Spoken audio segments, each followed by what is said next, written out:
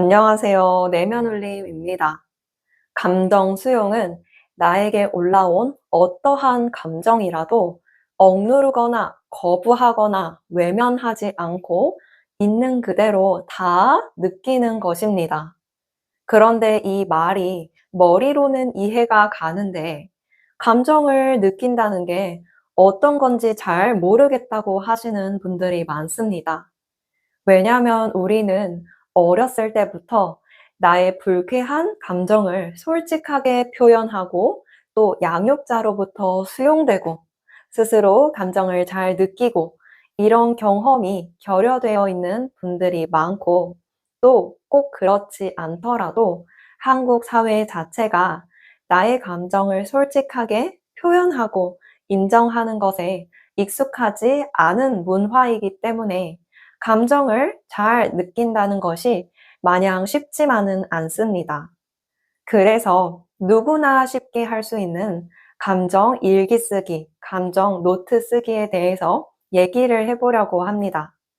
왜 감정 노트를 쓰는 것이 곧 감정 수용이 되는지, 매일매일 쓰는 감정 일기가 나의 내면에 어떤 방식으로 도움이 되는지, 또 어떻게 써야 하는지에 대해서 모두 세세하게 담아보겠습니다. 감정 노트를 쓰는 방식은 크게 두 가지가 있습니다. 먼저 첫 번째는 내가 화가 났을 때, 짜증이 날 때, 억울할 때, 수치스러울 때, 이렇게 불쾌한 감정이 느껴질 때 감정 수용의 목적으로 감정 노트를 쓰는 것이 있고요.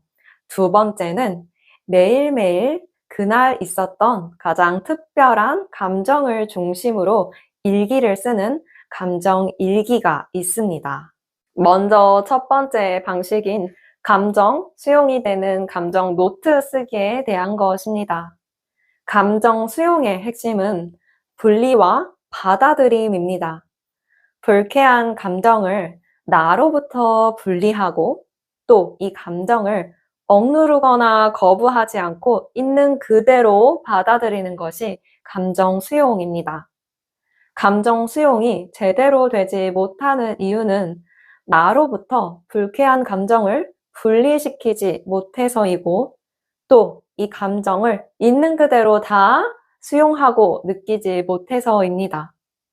그런데 화가 나거나 짜증이 나거나 이렇게 불쾌한 감정이 올라왔을 때 나의 머릿속에 떠오르는 생각과 느껴지는 감정을 모두 글로 적는 것이 감정 수용이 되어서 마음이 괜찮아집니다. 왜냐하면 감정 노트를 쓰는 것에는 분리와 받아들임 이 두 가지가 모두 들어있기 때문입니다. 예를 들어서 더 자세하게 설명을 해볼게요. 오늘 아침 회사에서 나의 직장 상사에게 일방적으로 모욕을 당하는 일이 있었다고 가정을 해볼게요. 그 당시에는 너무 정신이 없기도 하고 회사에서 일을 해야 했기 때문에 감정 수용을 제대로 잘 하지 못했다가 퇴근을 하고 집에 와서 생각을 해보니 너무 열이 받는 거예요. 그럴 때 노트와 펜을 꺼내서 내 머릿속에 떠오르는 생각, 또 느껴지는 감정을 있는 그대로 가감없이 다 적어보는 겁니다. 오늘 아침에 이런 일이 있었는데 이런 거 쓰지 않으셔도 됩니다. 그냥 바로 꼭 사람들이 다 있는 앞에서 그렇게 말을 했어야 됐나? 너무 재수없어. 옛날부터 저러니까 승진을 못하지. 이런 것들을 그냥 다 적는 겁니다. 또 느껴지는 감정도 적어주시는 건데요. 화가 난다. 짜증난다. 수치스러워서 미치겠다. 분노감 때문에 너무 힘들다. 이런 느낌들을 다 글로 적는 겁니다. 그리고 나서 다 쓴 그 글을 마음이 좋아질 때까지 계속해서 그냥 눈으로 보시면 됩니다. 내 마음을 글로 적는 과정에서 불타올랐던 감정이 점점 잠잠해지는 걸 느끼실 거고요. 또 그 글을 계속해서 보고 있으면 어느새 요동쳤던 내 마음이 그냥 지나가서 흘러가게 됩니다. 왜냐면 다시 한번 말씀드리지만 감정 노트를 쓰는 것에 감정 분리와 받아들임이 있고 이 두 가지는 감정 수용이기 때문입니다. 나의 생각과 감정을 모두 꺼내서 글로 적게 되면 이 노트에 오롯이 나의 괴로운 마음이 다 담기게 됩니다. 그렇게 되면 나와 노트 사이에 거리가 있기 때문에 감정이 나로부터 분리가 된 것이고요. 또 그 글을 계속 보고 있는 것은 받아들임입니다. 왜냐하면 최고의 인정, 최고의 수용은 그것에 대해서 좋다, 나쁘다 라는 판단 없이 그저 있는 그대로를 바라보고 느끼는 것이기 때문이에요. 그래서 우리가 괴로운 마음 때문에 힘들 때 내 감정을 글로 다 적고 나면 마음이 한결 괜찮아지는 이유가 이 때문입니다. 이렇게 감정 노트를 쓰는 것에 세 가지 방법을 추가해서 써주시면 감정 수용을 하는 데 있어서 훨씬 더 도움이 됩니다. 첫 번째 방법은 글을 쓰고 글을 읽는 이 전체의 과정 동안에 호흡을 의식적으로 천천히 하는 겁니다. 숨이 가쁠 정도로 억지로 길게 하실 필요는 없고요. 평소 하던 호흡보다 조금 더 나의 의식을 집중해서 숨을 쉰다라고 생각하시면 됩니다. 우리의 호흡은 이 안에서 일어나죠. 나의 의식을 호흡에 집중하고 숨을 천천히 쉬게 되면 평소에는 외부로 뻗어있던 나의 감각과 생각이 내면에 집중이 되면서 내면 안에 있는 것들을 더 잘 들여다볼 수 있게 됩니다.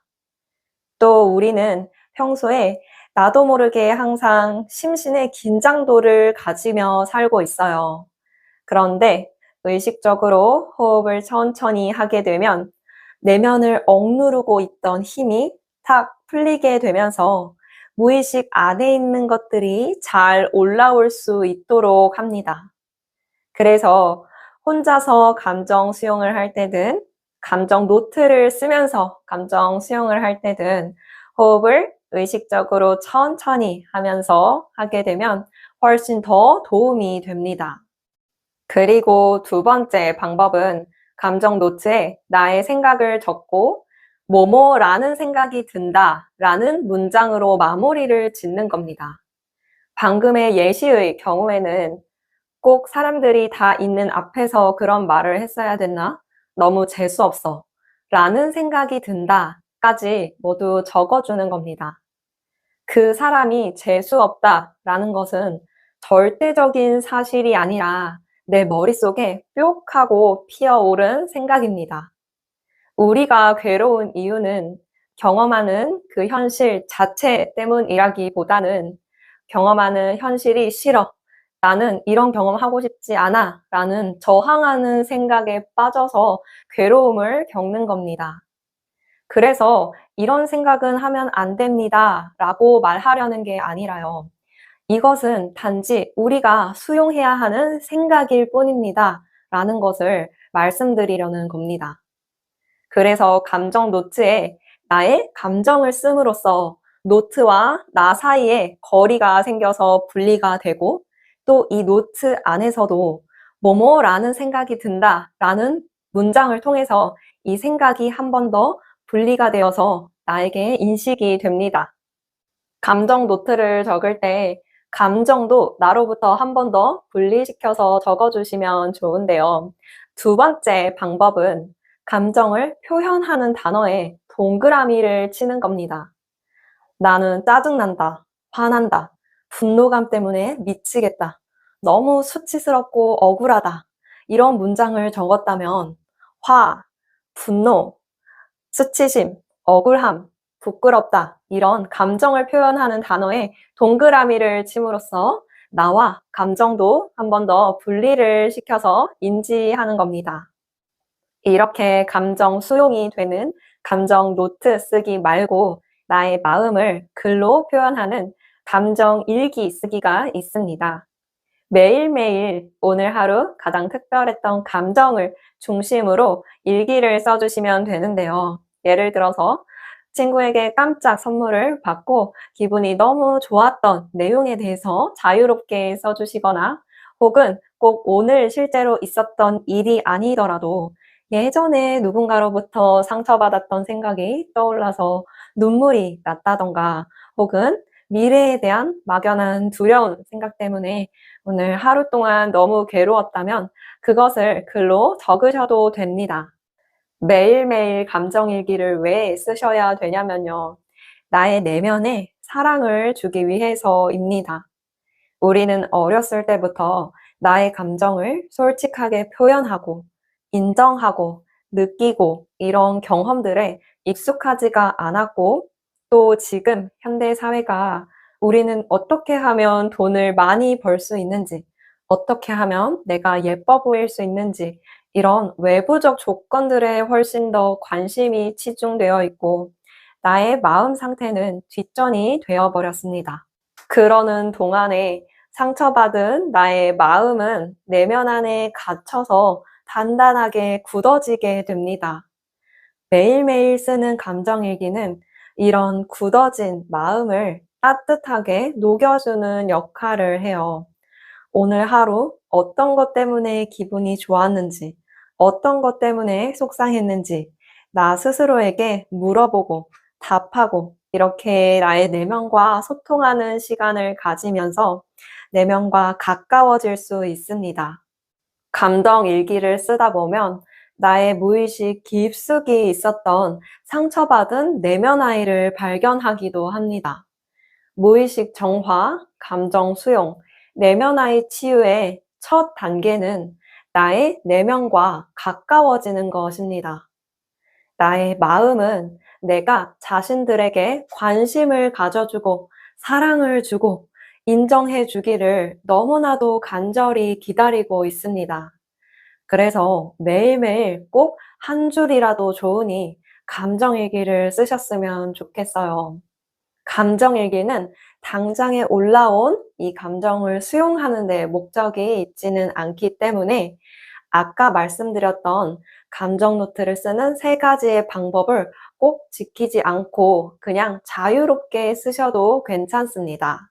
저는 지금도 감정일기, 감정 노트를 계속해서 쓰고 있는데요. 예전에 썼던 글들을 다시 찾아보고 하지는 않습니다. 그런데 이번 영상을 찍으면서 그동안 어떤 글들을 썼었는지 한번 쭉 보게 되었는데요.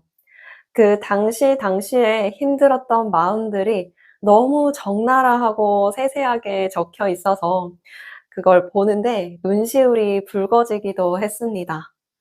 그리고 또 그 노트를 쭉 보면서 이런 생각이 들었어요.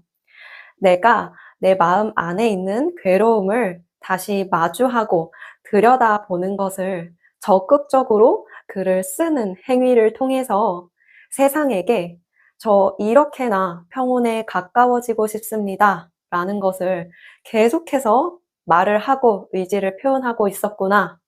그리고 그걸 본 세상이 나를 평온함에 한 발 한 발 가까워지게 데려다 주고 있구나. 이런 생각이 들었습니다.